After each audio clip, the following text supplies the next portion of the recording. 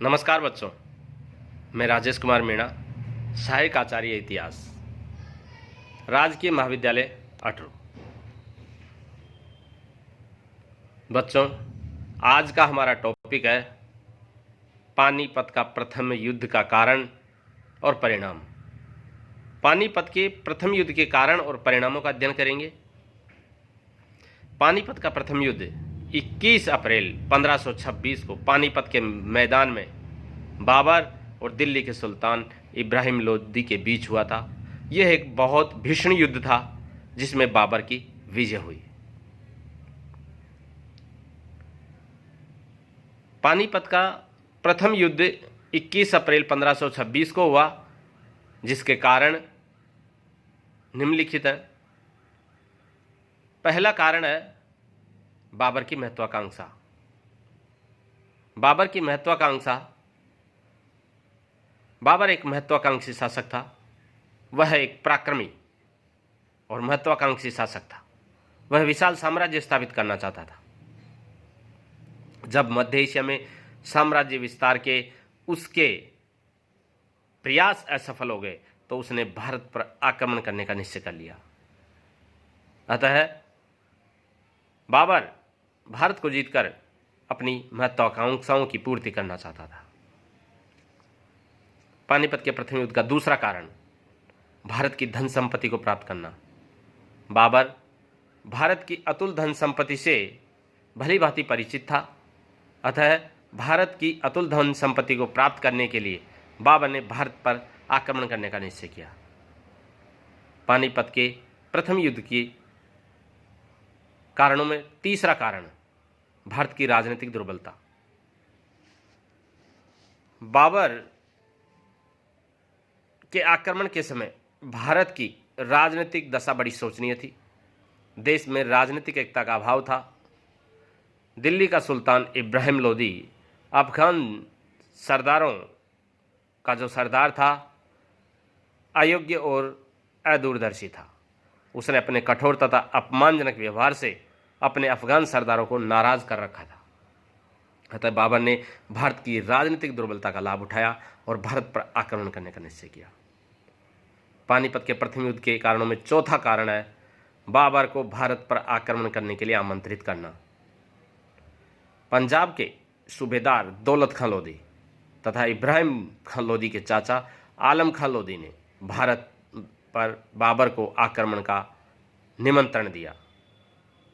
दौलत खां लोदी ने और आलम खां ने, इन दोनों के निमंत्रण पर बाबर की महत्वाकांक्षाएं बढ़ गई और उसने भारत पर आक्रमण करने का निश्चय कर लिया। पानीपत के प्रथम युद्ध का पांचवा कारण मध्य एशिया में असफलता। जब मध्य एशिया में बाबर को सैनिक अभियानों में असफलता मिली तो उसने भारत पर आक्रमण करने का निश्चय कर लिया। पानीपत के प्रथम युद्ध का छठा महत्वपूर्ण कारण है बाबर को भारत पर आक्रमण करने की प्रेरणा देना। 1503 में एक गांव में 111 वर्षीय माता ने बाबर को भारत पर तैमूर के आक्रमण की कहानी सुनाई। इससे बाबर को अपने पूर्वज तैमूर को, जो बाबर का पूर्वज था, उसने भारत पर आक्रमण किया था। बाबर को उससे प्रेरणा मिली और उसने भारत पर आक्रमण करने का पूरा मन बना लिया। ये हुए पानीपत के प्रथम युद्ध के कारण। अब इस युद्ध के क्या परिणाम निकले, हम परिणामों का अध्ययन करेंगे। पहला परिणाम है लोदी वंश की समाप्ति। पानीपत के युद्ध के परिणाम स्वरूप लोदी वंश का अंत हो गया। इस युद्ध में अफगानों को भीषण हानि उठानी पड़ी और सैन्य शक्ति छिन्न भिन्न हो गई और लोदी वंश का अंतिम सुल्तान इब्राहिम लोदी अपने 15,000 सैनिकों सहित मारा गया। दूसरा परिणाम जो कि बहुत महत्वपूर्ण है, दिल्ली सल्तनत का विनाश। इस युद्ध के परिणाम स्वरूप दिल्ली सल्तनत का सदा के लिए पतन हो गया। लोदी वंश की समाप्ति से दिल्ली सल्तनत का भी अंत हो गया। तीसरा परिणाम है जो कि सबसे महत्वपूर्ण है, मुगल वंश की स्थापना। इस युद्ध के परिणाम स्वरूप लोदी वंश का अंत हुआ और मुगल राजवंश की स्थापना हुई। बाबर जब पानीपत के प्रथम युद्ध में विजय हुआ तो उसने मुगल वंश की भारत में स्थापना की। अगला जो परिणाम है, चौथा परिणाम,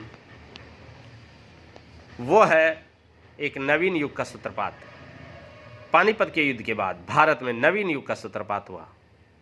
लोधी वंश के स्थान पर मुगल वंश की सत्ता स्थापित हुई और इस नए वंश में बहुत ही प्रतिभाशाली और महान बादशाहों ने जन्म लिया और मुगल वंश को सर्वोच्च शिखर पर पहुंचाया। पांचवा परिणाम है बाबर की शक्ति तथा प्रभाव में वृद्धि।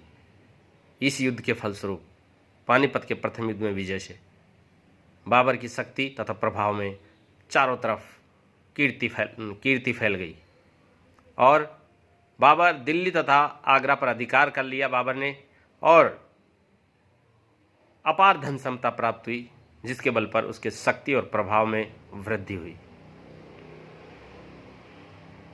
ये पानीपत के प्रथम युद्ध के परिणाम थे।